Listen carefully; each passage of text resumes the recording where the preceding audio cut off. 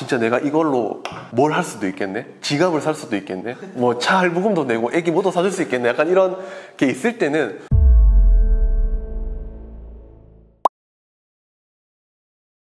MTS로 거래할 때 뭔가 HTS처럼 대구남자님 뭔가 화면 세팅법 같은 게 따로 있으실까요?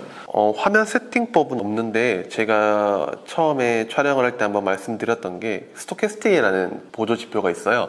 근데 그 보조지표는 제가 증권사를 2개를 쓰거든요. 삼성증권이랑 그 다음에 키움을 써요. 큰 화면에는 보통 키움을 띄워놓고요. 주로 손에 익은 화면에는 삼성증권을 띄워놔요. 왜냐하면 그 스토캐스틱이라는 지표가 단기적인 매매를 할 때 여기서 더 올라갈 거다라는 지표를 결정하는 하나의 기준이기도 해요. 그래서 큰 화면에는 거래량을 더 잘 보이게 띄워놓고 그 다음에 내가 손에 익은 화면에는 스토캐스틱을 더 잘 보이게 그렇게 세팅을 해놔요. 그럼 핸드폰 2개? 네, 핸드폰 2개 쓰고 있어요. 그러면 MTS 안에도 많은 뭐 지표들이 여러 가지가 있을 텐데 네. 스토캐스틱 말고 가장 중요하게 또 생각하시는 지표들이 따로 있을까요? 따로 생각하고 있는 지표는 없는데 제일 중요하게 생각하는 거래량이랑 거래대금이에요. 이 2개가 사실은 굉장히 중요한 지표 중에 하나이기 때문에 이평선 다음으로 저는 거래량이랑 거래대금이 중요하다고 생각을 하거든요. 그래서 이거보다 중요한 지표는 사실 제 개인적으로는 없다고 생각을 해요. 그게 왜 중요한 거예요?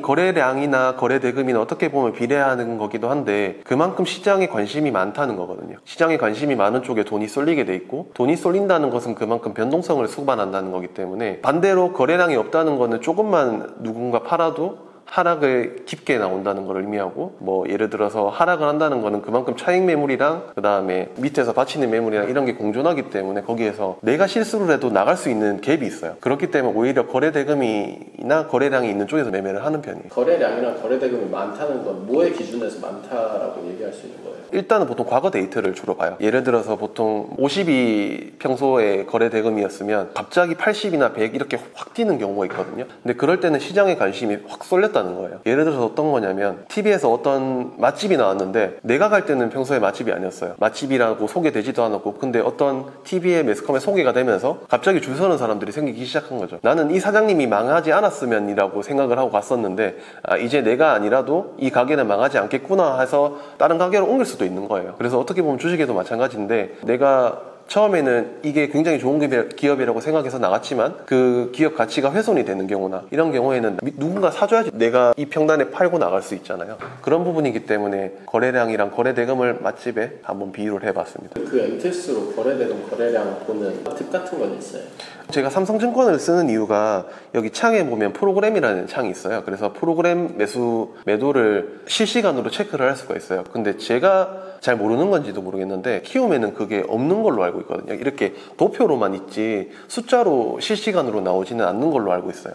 그래서 프로그램 매도를 볼 때는 주로 삼성증권을 이용을 하고 그 다음에 전체적인 큰 틀을 볼 때는 키움증권을 보는 편이기도 해요. 근데 아까 궁금한 게 촬영 전에 포지션을 잡으시더라고요. 그거 혹시 뭔지 한번 얘기해 주실 수 있으실까요? 제가 매매했던 거 말씀하시는 거죠. 그게 그 SK 하이닉스를 보고 그 다음에 밑에 밸류체인을 보고 거기를 매매를 한다고 말씀을 드렸는데 처음에 SK 하이닉스가 좀 갭이 많이 뜨고 그 다음에 올라간 게 하나마이크론이에요. 근데 하나마이크론이랑 항상 같이 움직이는 게 프로텍이라는 종목이 있어요. 제가 아까 초반에 말씀드렸던 게 거래대금이 없는 쪽에서 거래를 할 거다. 왜냐하면 시장의 거래대금이 그만큼 많이 죽었기 때문에 제가 뭐 1,000만 원, 2,000만 원 단의 매매이기 때문에 그래서 2, 3% 수익 실현을 하기 위해서는 조금 작은 종목에서 매매를 해봐야겠다라고 생각을 해서 SK 하이닉스가 아닌 그 다음 하나마이크론이 아닌 프로텍에서 매매를 한 거예요. 어떻게 보면 1등, 2등주를 보고 3등주를 매매를 한 거랑 다름없다고 볼 수가 있죠. 혹시 차트만 보고도 들어가기도 하시나요?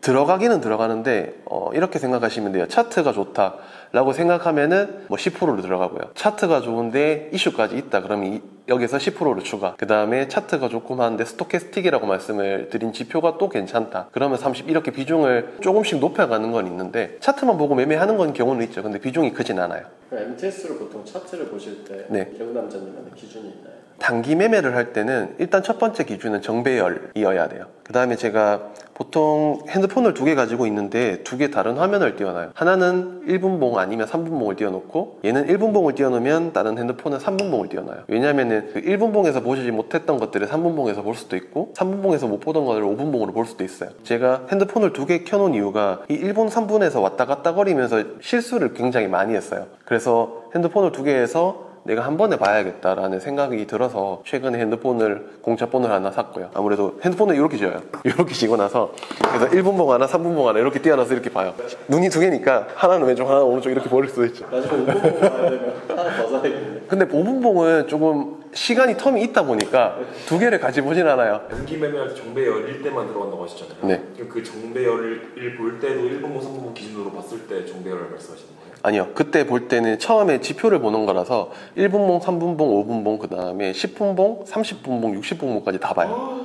그것들이 다 전부 정배열이다 마음에 들 때 어느 정도 내 기준에 맞고 그 다음에 거기에서 조금 더 내가 만약에 얘는 물린다면 조금 더 끌고 갈 것이다 라고 생각되면 주봉까지도 봐요. 왜냐면 그거는 보통 저녁에 하루 마무리를 할 때 다 체크를 해놓고 다음에 시나리오를 짜서 핸드폰을 들고 나가는, 출근을 해야 되니까 나가는 거라 가지고 그거는 자기 전에 저녁에 다 미리 해놔야 될 거라고 생각합니다. A봉이랑 주봉은 그 전에 미리 다 봐놓을 수 네, 있는 그렇죠. 거니까 미리 그러니까 봐서 정배열이고 그다음 딱 장 열렸을 때 봤을 때 1분봉, 3분봉, 뭐 5분봉, 10분봉 전부 다 정배열이면 그 단타를 참여할 수도 있고 뭐 이런. 아니요. 분봉에서는 정배열은 크게 생각을 하진 않아요. 일봉에서나 주봉에서는 보통 정배열이 중요하다고 생각을 하는 거고요. 그냥 MTS로 많은 직장인분들이 단기 트레이딩을 하시는데 대우남자님이 주실 수 있는 팁이나 노하우가 있다면 뭐가 있을까요?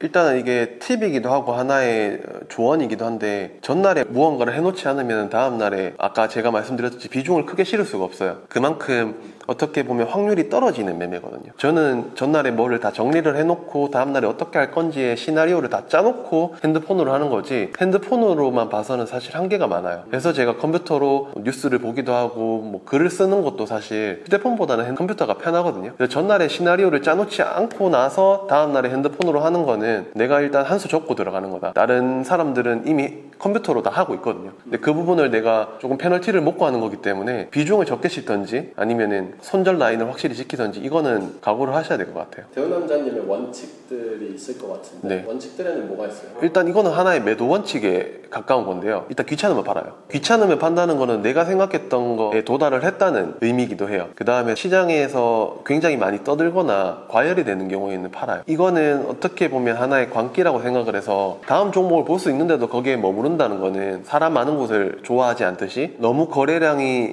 활발하고 욕심이 많이 섞인 곳에는 그만큼 내려갈 확률도 많다고 보기 때문에 그런 부분에서는 매도를 하는 편이고요. 그 다음에 마지막에는 일단 뭐 이거는 아마 아실 텐데 야 지금 주식시장 좋다는데 사야 되나 라고 하면 그때는 팔아요. 아무래도 그거는 이미 많은 사람들이 알고 있다는 거기 때문에 그때는 조금 과열됐다고 보고 다음 섹터를 찾는 게 맞거든요. 그래서 오히려 그런 세 가지 매도 원칙이 가장 큰 틀에 속하는 것 같고요. 제가 원칙이라고 계속 얘기를 하는 게 내가 정확한 목표가 없으면 사람이 계속 흔들리게 돼요. 그러니까 빨간 봉을 보면 사람이 IQ가 높아진다고 생각하는데 생각보다 낮아지거든요. 더 간다 더 간다 더 간다 약간 이렇게 생각을 하다 보니까 사실 정확한 선이 있어야지. 주식에서는 뭐 30%라는 상한가 선이 있지만 그 안에서 내가 감당할 수 있는 선 안에서 매매를 해야 된다고 생각을 해요. 스마트머니 때였나? 재성님이랑 처음 대화했었을 때였는데 매도 원칙 중에 또 그걸 말씀해 주셨어요. 가슴이 웅장해지면 판다. 저는 그 표현이 되게 와닿았는데 재성님께서 말씀하시는 가슴이 웅장해진다의 기준 같은 것도 또 있는 건가 봐요. 지금은 이제 금액이 커져가지고 어떻게 보면 간땡이가 부어가지고 이제 뭐 1,000만 원, 2,000만 원 사실 매수를 해도 그렇게 뛰진 않아요. 처음에는 막 손에 땀이 나고 막 이랬는데 지금은 익숙해졌거든요. 가슴이 웅장하다는 거는 진짜 내가 이걸로 뭘 할 수도 있겠네? 지갑을 살 수도 있겠네? 뭐 차 할부금도 내고 애기 뭐도 사줄 수 있겠네? 약간 이런 게 있을 때는 저는 무조건 팔아야 돼요. 왜냐하면 그거를 어긴 게 지금 제가 물려있는 종목 중에 하나거든요. 거기에서 이미 제가 많은 경험을 했고 그 다음에 남에게 자랑하고 싶다는 거는 이미 생각보다 많이 올랐다는 거예요. 내가 생각한 것보다 더 올랐기 때문에 자랑을 하고 싶은 거거든요. 그런 사람의 심리가 어떻게 보면 주식시장에 가장 많이 묻어있는 것 중에 하나인 거라고 생각을 하기 때문에 그 원칙도 어떻게 보면 큰 틀에서는 맞다고 생각을 해요. 남에게 자랑하고 싶어지면 익절한다. 그러니까 저는 보통 한두 줄을 남기는 편이거든요. 왜냐면 내가 생각했던 것보다 더 갔을 때도 있고 대부분 나는 이 종목에서 이만큼 수익률이 났어요 라고 공개를 하지 수익률에 얼마가 수익이 났어요 라고 공개를 하지 않아요. 그래서 자랑을 하고 싶어서 한두 줄 남겨놓는 것도 일부러 있어요. 근데 시장에는 거의 코스닥 코스피를 합치면 2,000 종목 가까이 있어요.